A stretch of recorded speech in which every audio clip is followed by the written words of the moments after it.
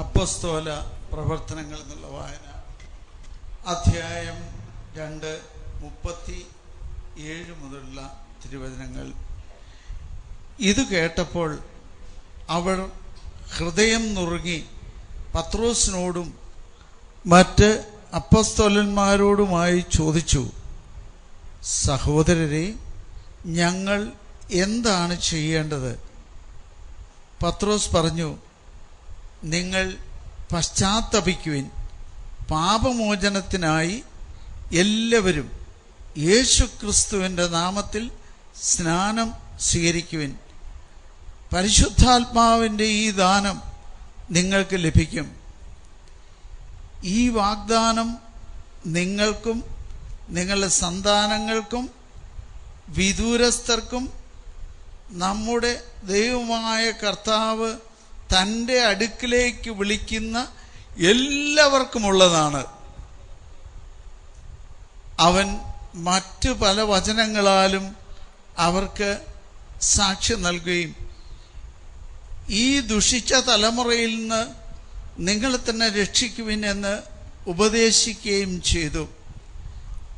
അവൻ്റെ വചനം ശ്രവിച്ചവർ സ്നാനം സ്വീകരിച്ചു. ആ ദിവസം തന്നെ 3000-ഓളം ആളുകൾ അവരോട് ചേർന്നു.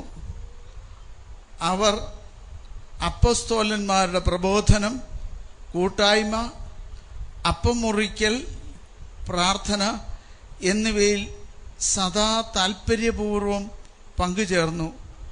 എല്ലാവരിലും ഭീതി ഉളവായി.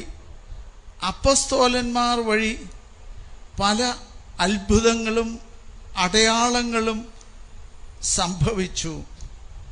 വിശ്വസിച്ചവർ എല്ലാവരും ഒറ്റ സമൂഹമാവുകയും തങ്ങൾക്കുണ്ടായിരുന്നതെല്ലാം പൊതുവായി കരുതുകയും ചെയ്തു. അവർ തങ്ങളുടെ സ്വത്തുക്കളും വസ്തുക്കളും വിറ്റ് ആവശ്യാനുസരണം എല്ലാവർക്കുമായി വീതിച്ചു. അവർ ഏകമനസ്സോടെ താൽപര്യപൂർവം അനുദിനം ദേവാലയത്തിൽ ഒന്നിച്ച് കൂടുകയും ഭവനം തോറും അപ്പം മുറിക്കുകയും ഹൃദയലാളിത്വത്തോടും ആഹ്ലാദത്തോടും കൂടെ ഭക്ഷണത്തിൽ പങ്കുചേരുകയും ചെയ്തിരുന്നു. അവർ ദൈവത്തെ സ്തുതിക്കുകയും എല്ലാ മനുഷ്യരുടെയും സംപ്രീതിക്ക് പാത്രമാവുകയും ചെയ്തു.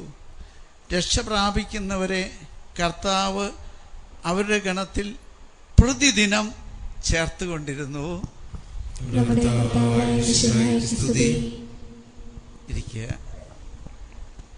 കർത്താവിനാൽ ഏറ്റവും സ്നേഹിക്കപ്പെട്ട എഫാത്ത കുടുംബാംഗങ്ങളെ, പ്രിയ കുഞ്ഞുമക്കളെ, ഇന്ന് ഈ ഭവനത്തിലേക്ക് കടന്നു വന്നപ്പോൾ നൂറുകണക്കിന് ആളുകൾ നമ്മുടെ ഈ കുറഞ്ഞ സൗകര്യത്തിലേക്ക് കടന്നു വന്ന് കണ്ടപ്പോൾ കർത്താവ് അവിടുത്തെ ആത്മാവ് വഴി ഈ വചനം തരികയാണുണ്ടായത്. പ്രത്യേകിച്ച് ഈ വചനത്തിൽ ആദ്യത്തെ ഒരു പ്രസംഗം കേട്ട ഇസ്രായേൽ ജനം യേശുവിനെ ക്രൂശിച്ച് ആ പീഡാസഹനവും മരണവും ഉയർപ്പും എല്ലാം കഴിഞ്ഞ് അധികം കഴിയാതെ പന്തക്കുസ്ത അനുഭവമൊക്കെ കിട്ടിക്കഴിഞ്ഞപ്പം പത്രോസ് പ്രസംഗിച്ചു, നിങ്ങൾ കുരിശ് തറച്ചു കൊന്ന ദൈവമായ കർത്താവിനെ പിതാവായ ദൈവം ഉയർപ്പിച്ചു, അതിന് ഞങ്ങൾ സാക്ഷികളാണ് എന്നെല്ലാം പറഞ്ഞ് പ്രസംഗിച്ച് ആ പ്രസംഗം കേട്ടപ്പോൾ ഒത്തിരി പേരുടെ ഒത്തിരി മനുഷ്യരുടെ ഹൃദയത്തിലേക്ക് വചനം ഇറങ്ങിച്ചെന്നു. അത് വലിയ മാറ്റം ഉണ്ടാക്കി. അപ്പോൾ അവർ ചോദിച്ചു, ഞങ്ങൾ എന്താ ചെയ്യേണ്ടത്? അപ്പോൾ നിങ്ങൾ കർത്താവായ യേശുവിൽ വിശ്വസിക്കുക എന്ന് പറയുകയും പാപങ്ങളെ ഏറ്റുപറഞ്ഞ് ജ്ഞാനസ്നാനം സ്വീകരിക്കാൻ അവരെ ഉദ്ബോധിപ്പിക്കുകയും ചെയ്ത വചനഭാഗമാണ് നമ്മൾ കേട്ടത്. പ്രിയപ്പെട്ടവരെ, നമ്മൾ ഓർക്കണം, മനുഷ്യൻ ഇന്ന് ഏറ്റവും കൂടുതൽ അസ്വസ്ഥപ്പെടുന്ന ഒരു കാലഘട്ടമാണ്. നമുക്കിന്ന് ഒരർത്ഥത്തിൽ പറഞ്ഞാൽ ലോകം മുഴുവൻ നമ്മുടെ കൈ കൊണ്ടു നടക്കാവുന്നൊരു കാലഘട്ടമാണ്. ഇന്നൊരു ചെറിയ മൊബൈൽ ഫോൺ ഉണ്ടെങ്കിൽ ലോകത്തിലെ ഏത് സംഗതിയും 5 മിനിറ്റ് കൊണ്ട് നമ്മുടെ കൈ വെള്ളയ്ക്കകത്ത് എത്തുന്നൊരു കാലഘട്ടം. ഈ ഇൻ്റർനെറ്റൊക്കെ തുടങ്ങുന്നതിന് മുമ്പ് ഇങ്ങനെയൊരു സന്ദേശം എഫാത്ത പ്രാർത്ഥനാ കൂട്ടായ്മയ്ക്ക് ലഭിച്ച സംഭവം ഞാനിപ്പോഴും ഓർക്കുക. വിൽസൺ ബ്രദറും ഏതാനും സഹോദരങ്ങളും കൂടെ, ഞാനന്ന് തേക്കുംകുറ്റി പള്ളി വികാരിയായിരുന്നപ്പോൾ അവർ എൻ്റെ അടുക്ക വന്നു. അച്ചോ, ഞങ്ങൾക്ക് ഇങ്ങനെയൊരു ആഗ്രഹമുണ്ട്, ലോകം മുഴുവനിലും ഇങ്ങനെ നെറ്റിലൂടെ സുവിശേഷം പറയണം.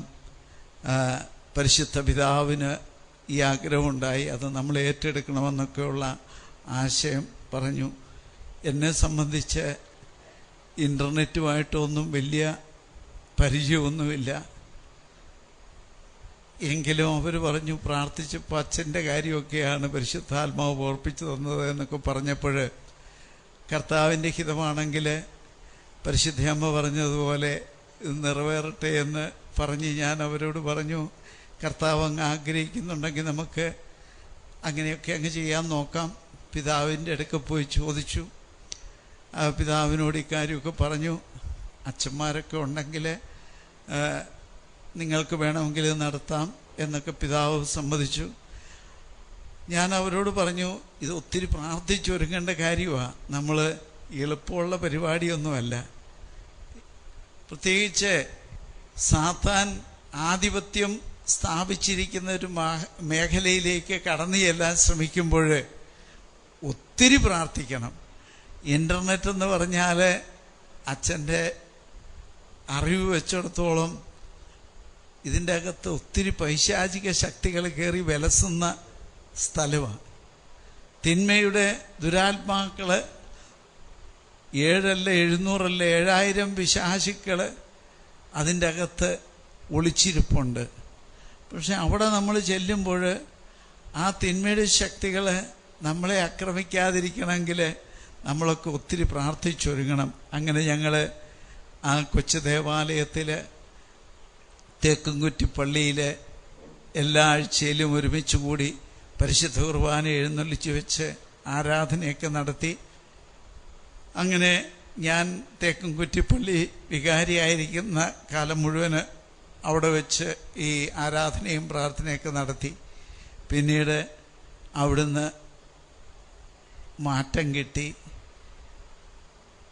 മാറ്റം ഒരർത്ഥത്തിൽ ഞാൻ സ്വയം തീരുമാനിച്ചൊരു മാറ്റമെന്ന് വേണമെങ്കിൽ പറയാം. ആ കാലഘട്ടത്തിൽ ദൈവത്തിൻ്റെ ഇഷ്ടം അതായിരുന്നു. ഇപ്പം തിരിച്ചറിയുക, ഞാൻ ഈ രൂപതയിൽ ഏറ്റവും ദുർഘടമുള്ളൊരു സ്ഥലത്ത് പോയി താമസിക്കാമെന്ന് പിതാവിന് എഴുതി കൊടുത്തു. പിതാവ് സാധിക്കുമെന്നൊക്കെ ചോദിച്ചു. ഞാനൊന്ന് നോക്കട്ടെ, 1 വർഷത്തേന് പറഞ്ഞ് എഴുതി കൊടുത്തു. അങ്ങനെയാണ് തോട്ടപ്പള്ളിക്ക് പോകുന്നത്. പിതാവ് 1 വർഷം കഴിഞ്ഞിട്ട് പറ്റിയില്ലെങ്കിൽ ഞാൻ ഇടവകയിലേക്ക് പോന്നുകൊള്ളാം. 1 വർഷം കഴിഞ്ഞപ്പോൾ പിതാവിനെ വിളിച്ചു, അച്ഛന് പള്ളി വേണോ? ഞാൻ പറഞ്ഞു, ഏതാണേലും കുറച്ച് കാലം കൂടെ കഴിയട്ടെ. അങ്ങനെ ഇപ്പം 4 വർഷം പിന്നിടുകയാണ്. തോട്ടപ്പള്ളിയിൽ 5ാമത്തെ വർഷത്തിലേക്ക് കാലെടുത്ത് വെച്ചു. അവിടെ ചെന്ന് കഴിഞ്ഞപ്പോൾ ഒത്തിരി പരിപാടികളൊക്കെ കർത്താവ് പ്രാർത്ഥനാ കൂട്ടായ്മയിലൂടെ കാണിച്ചു തന്നു. ഒരു കുരിശിൻ്റെ വഴി തുടങ്ങണമെന്ന് എഫാത്തയിലെ ചില വ്യക്തികൾക്ക് കർത്താവ് നിർദ്ദേശം കൊടുത്തു.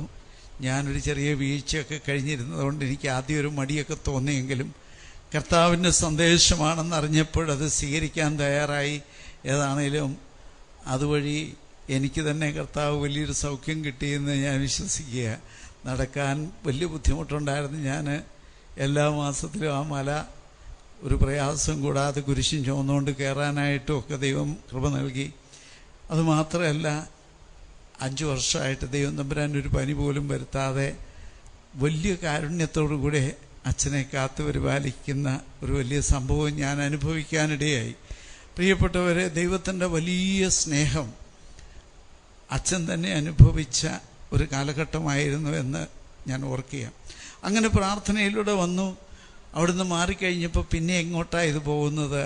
പുതിയ വികാരിച്ചം വന്നപ്പം അവിടെ തന്നെ പ്രാർത്ഥിക്കാൻ കൂടാനായിട്ട് സാധിക്കുമെന്ന് തോന്നിയില്ല. അപ്പം വിൽസൺ ബ്രദറും എഫാത്ത കുടുംബങ്ങളും പ്രാർത്ഥിച്ചു.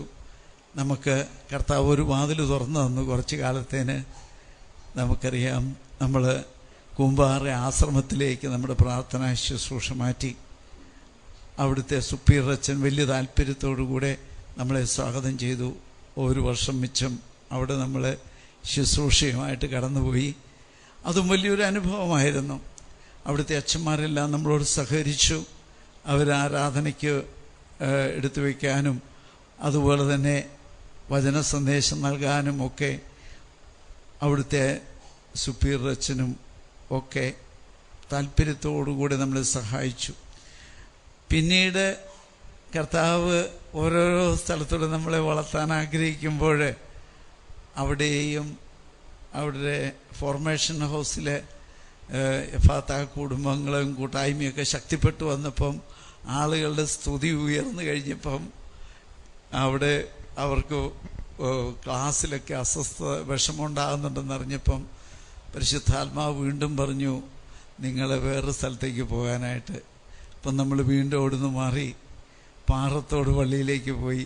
നമുക്കറിയാം, പാറത്തോട് പള്ളിയിലെ അഭിനന്ദ പിതാവിനോട് ചോദിച്ചു, പിതാവെ ഞങ്ങൾക്ക് ഇങ്ങനെ ഒരു ശുശ്രൂഷ പാറത്തോട് പള്ളിയിൽ വെച്ച് നടത്തിയാൽ കൊള്ളാമെന്ന് ആഗ്രഹമുണ്ട്, പിതാവ് അനുവാദം തരണമെന്ന് പറഞ്ഞപ്പോൾ പിതാവ് പറഞ്ഞു, വികാരിച്ചന് കുഴപ്പമില്ലെങ്കിൽ എനിക്ക് കുഴപ്പമില്ല.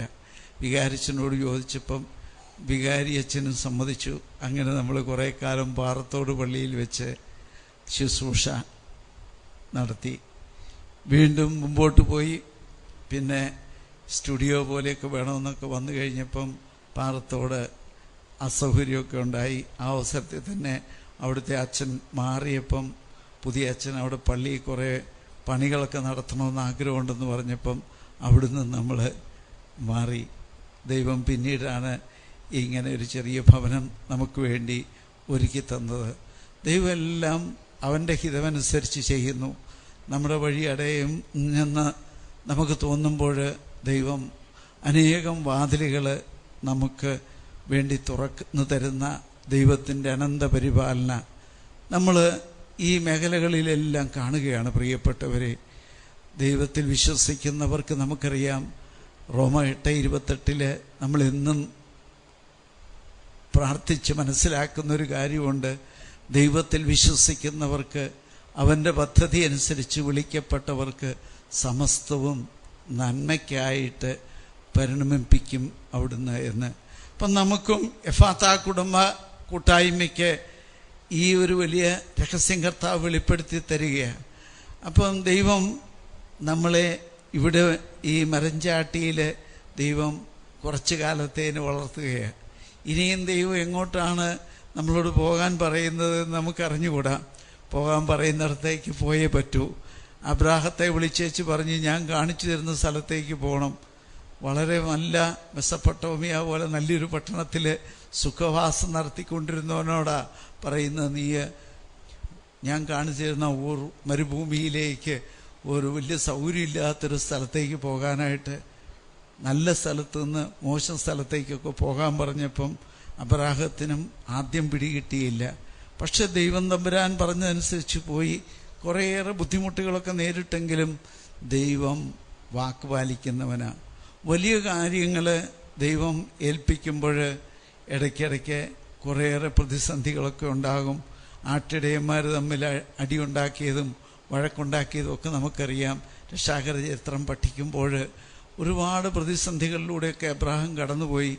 ഇടയ്ക്ക് ദൈവത്തിൻ്റെ വാക്കുകളൊക്കെ ഇടയ്ക്ക് വിസ്മരിച്ച് സ്വന്തം ഇഷ്ടമനുസരിച്ച് പോയപ്പോൾ അത് തലവേദനയായതുമൊക്കെ നമുക്കറിയാം. ഞാനതിനെപ്പറ്റിയൊന്നും ദീർഘമായിട്ട് പറയാൻ ആഗ്രഹിക്കുന്നില്ല. നമ്മൾ ദൈവവചനം വായിക്കുമ്പോൾ നമുക്ക് മനസ്സിലാകുന്ന വലിയ രഹസ്യങ്ങളുണ്ട്. അബ്രാഹത്തോട് നിനക്ക് കുഞ്ഞുണ്ടാകും എന്നൊക്കെ പറഞ്ഞിട്ട് കുറേ കാലം നോക്കിയിരുന്നിട്ട് കുഞ്ഞൊന്നും ഉണ്ടാകാതിരുന്നപ്പം എന്നാൽ നമുക്ക് തന്നെ നമ്മുടെ ബുദ്ധി ഉപയോഗിച്ച് ചില പരിപാടിയൊക്കെ ചെയ്യാമെന്ന് വിചാരിച്ച് രണ്ടുപേരും കൂടെ ചില സൂത്രപരിപാടികളൊക്കെ ചെയ്തു. അതവർക്ക് തലവേദനയായി. ഇന്നും ഒരിടത്ത് ഞാൻ ചിന്തിക്കുന്നുണ്ട്, അബ്രാഹമൊക്കെ അന്ന് ദൈവകൽപ്പന ലംഘിച്ചതിൻ്റെയൊക്കെ ഫലമല്ലേ ഇന്ന് ലോകത്തിലെ യുദ്ധങ്ങൾ എല്ലാം. ഒരപ്പൻ്റെ മക്കൾ തമ്മിലാണ് ഒരർത്ഥത്തിൽ പറഞ്ഞാൽ ഇന്ന് ലോകത്തിലെ യുദ്ധങ്ങളെല്ലാം നടക്കുന്നത്. ചേട്ടനും അനിയനും തമ്മിലാണ്. രണ്ടമ്മമാരുടെ ലെവലിൽ വന്നതാണ്. ഒന്ന് ജഡപ്രകാരം ജനിച്ചവനും ഒന്ന് ആത്മീയമായി ജനിച്ചവനും. ഇവർ തമ്മിൽ ഉള്ള യുദ്ധം ഇന്നും ലോകത്തിൽ നടന്നുകൊണ്ടിരിക്കുക. അപ്പം നമ്മൾ പ്രാർത്ഥിക്കണം. ജഡിക മനുഷ്യനെ പോലും ദൈവം തള്ളിക്കളഞ്ഞില്ല. ഇസ്മായിലിനെ പോലും ദൈവം ഉപേക്ഷിച്ച് കളഞ്ഞില്ല. അവള് ഹഗാർ പ്രാർത്ഥിച്ചപ്പോൾ, അവള് കരഞ്ഞ് നിലവിളിച്ച് പ്രാർത്ഥിച്ചപ്പോൾ ദൈവം ഹഗാറിൻ്റെ പ്രാർത്ഥനയും കേട്ട് അവളെയും ഒരു ജനതയാക്കിയ ദൈവമാണ്. മനുഷ്യന് തെറ്റുപറ്റിയാൽ പോലും അവൻ കരഞ്ഞു പ്രാർത്ഥിക്കുമ്പോൾ ആ പ്രാർത്ഥനയിൽ ഉത്തരം തരുന്ന ദൈവമാണ് നമുക്ക് ദൈവവചനത്തിൽ കാണാൻ സാധിക്കുക. എന്നിട്ട് വീണ്ടും ദൈവം വാക്ക് പാലിച്ചു. അബ്രാഹത്തിന് സാറായിൽ തന്നെ കുട്ടി കൊടുത്തു. എന്നിട്ട് അവൻ വളർന്നു വന്നു. വലിയ ജനതയുടെ ഒരു വലിയ പിതാവായി, വിശ്വാസികളുടെ പിതാവായി അബ്രാഹാം മാറുകയാണെന്ന് നമുക്കറിയാം. പ്രിയപ്പെട്ടവരെ, വീണ്ടും മനുഷ്യൻ വളരുമ്പോൾ അതോടൊപ്പം തന്നെ അവനിൽ പാപചിന്തകളും തിന്മയുടെ ശക്തികളും അവൻ്റെ മേല് പിടിമുറുക്കുന്നത് നമ്മൾ കാണുന്നുണ്ട്. പിന്നീട് പഴയ നിയമമെല്ലാം കഴിഞ്ഞ് പുതിയ നിയമത്തിലേക്ക് വരുമ്പോഴും ദൈവം തമ്പുരാൻ അത്ഭുതങ്ങളുടെ ഒരു വലിയ ലോകം നമ്മുടെ മുമ്പിൽ ഒരുക്കി വിടുന്നുണ്ട്. അബ്രാഹത്തിൻ്റെ കഴിഞ്ഞ് പുതിയ നിയമത്തിൽ നമുക്കറിയാം സ്നാപക യോഹന്നാൻ്റെ ജനനത്തെക്കുറിച്ച് നമ്മൾ മനസ്സിലാക്കുന്നുണ്ട്. അവിടെ ഒരപ്പന് മക്കളില്ലാതിരുന്ന ആ അപ്പനോട് ദൈവം പറഞ്ഞു, നിനക്ക് മകനുണ്ടാകും എന്നൊക്കെ പറഞ്ഞ് ആദ്യം വിശ്വസിക്കാൻ കുറേ പ്രയാസമുണ്ടായിരുന്നെങ്കിലും ഒടുവിൽ കണ്ടു കഴിഞ്ഞപ്പോൾ അദ്ദേഹം വിശ്വസിച്ചു. അതിൻ്റെ ഫലം നമുക്കറിയാം. ഒരു മകന് ദൈവം നൽകി, സ്നാപക യോഹന്നാൻ.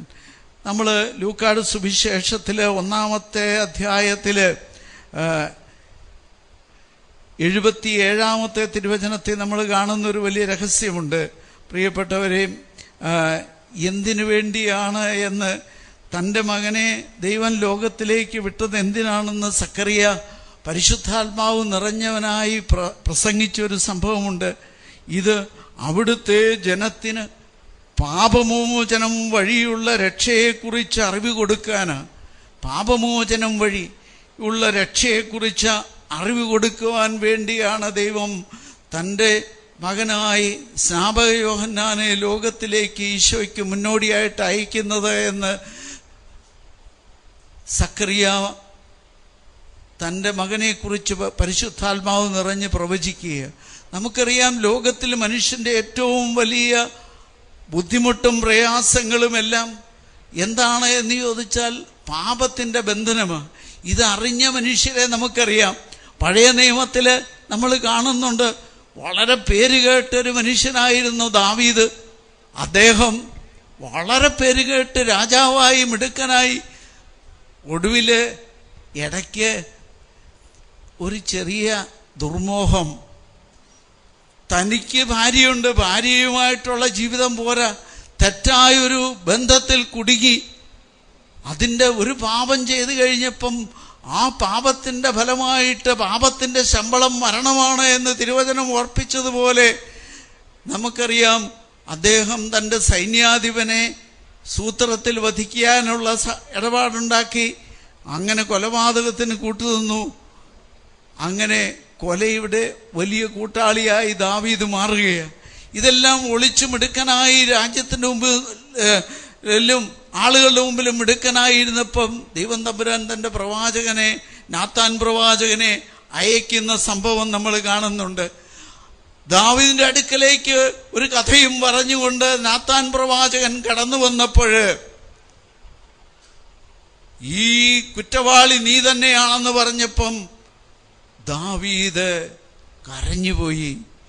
തൻ്റെ പാപങ്ങള് ഓർത്തവൻ കരഞ്ഞു. നമുക്കറിയാം, ഈ പാപങ്ങൾ ഓരോന്നും അദ്ദേഹം ഏറ്റുപറഞ്ഞു. നമ്മൾ 32-ാമത്തെ സങ്കീർത്തനത്തിൽ നമ്മൾ കാണുന്നുണ്ട്. അദ്ദേഹം ഈ കരഞ്ഞ്, അദ്ദേഹത്തിൻ്റെ വലിയ കരച്ചിൽ നമുക്ക് കാണുന്നുണ്ടെങ്കിലും അദ്ദേഹം പാപമോചനം, പാപങ്ങൾ ഏറ്റുപറഞ്ഞപ്പം അദ്ദേഹത്തിന് ഉണ്ടായ സന്തോഷം അദ്ദേഹം പറയുന്നുണ്ട്. അതിക്രമങ്ങൾക്ക് മാപ്പും പാപങ്ങൾക്ക് മോചനവും ലഭിച്ചവനാ ഭാഗ്യവാൻ.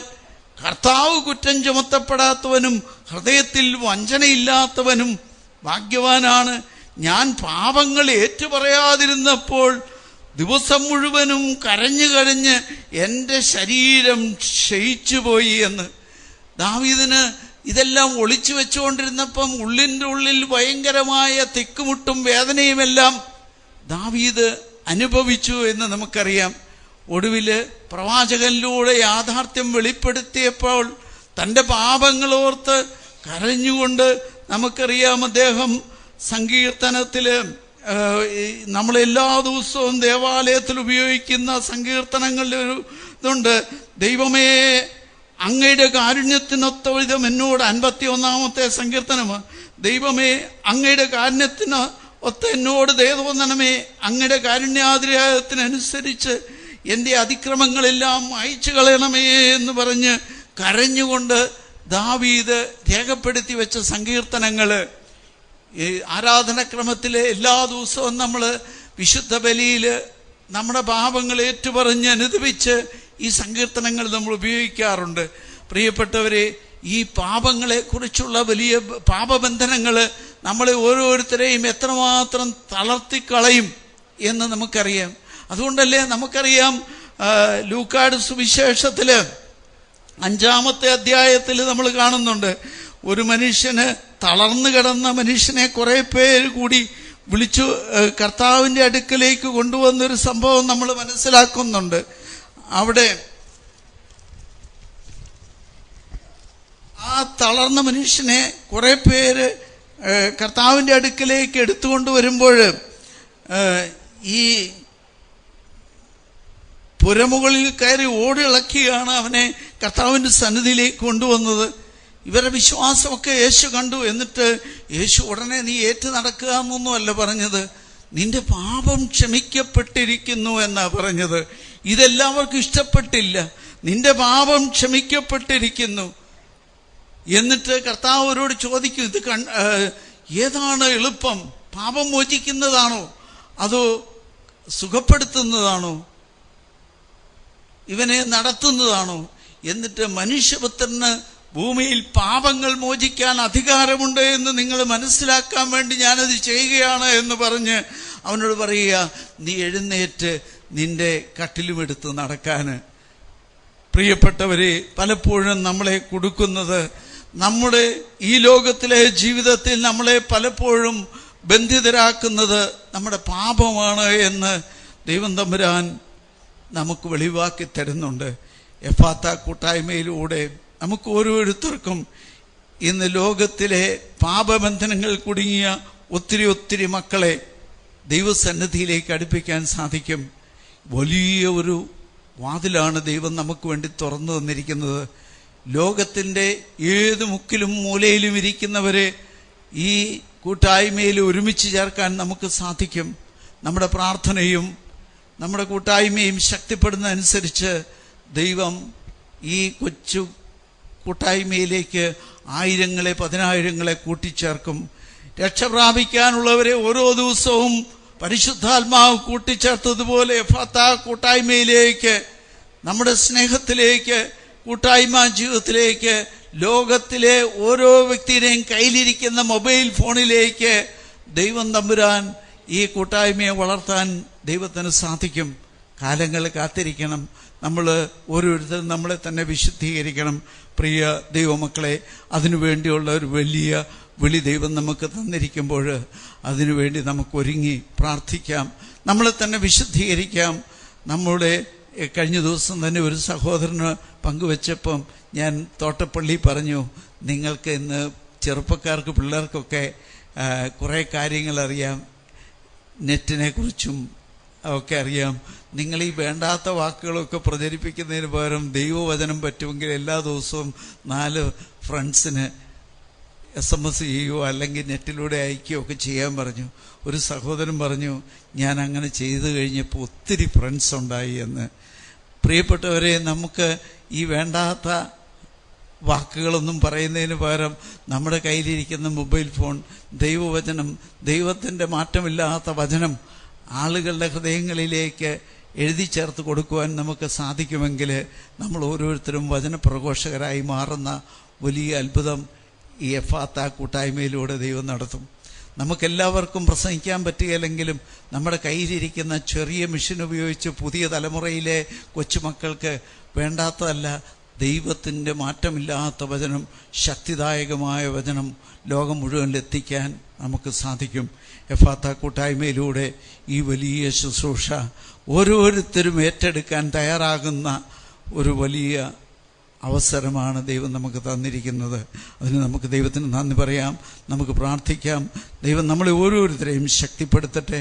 നമ്മൾ അവിടുത്തെ പരിശുദ്ധാത്മാവ് നിറഞ്ഞവരായി, അഭിഷേകം നിറഞ്ഞവരായി, എൻ്റെ കൈകളിൽ ദൈവം എനിക്കൊരു മൊബൈൽ ഫോൺ തന്നിട്ടുണ്ടെങ്കിൽ, അല്ലെങ്കിൽ എനിക്ക് ഒരു കമ്പ്യൂട്ടർ തന്നിട്ടുണ്ടെങ്കിൽ, അതിലൂടെ ദൈവത്തിന് ഹിതകരമല്ലാത്തൊന്നും ഞാൻ ചെയ്യുകയില്ലെന്നും കാണുകയില്ലെന്നും കേൾക്കുകയില്ലെന്നും, ദൈവവചനം പ്രഘോഷിക്കുവാൻ എൻ്റെ കഴിവും ശക്തിയും എല്ലാം ഞാൻ ഉപയോഗിക്കുമെന്നും ഇവിടെ കൂടിയിരിക്കുന്ന ദൈവമക്കൾ പ്രതിജ്ഞയെടുക്കുവാനിടയാകട്ടെ. തിന്മയുടേതായ എല്ലാ കാഴ്ച സുഖങ്ങളും മാറ്റിവെച്ച് ദൈവവചനം പ്രഘോഷിക്കാൻ കഴിവുള്ള വ്യക്തികളായി ദൈവം നമ്മുടെ കരങ്ങളും കണ്ണുകളും നമ്മുടെ മനസ്സും ശരീരവുമെല്ലാം എടുത്തുപയോഗിക്കുവാൻ നമുക്ക് അവയെല്ലാം യേശുവിൻ്റെ തൃക്കരങ്ങളിൽ ഏൽപ്പിച്ചു കൊടുക്കാം. നമുക്ക് നമ്മളെ തന്നെ വിശുദ്ധീകരിക്കുന്നതിന് വേണ്ടി പ്രാർത്ഥിക്കാം.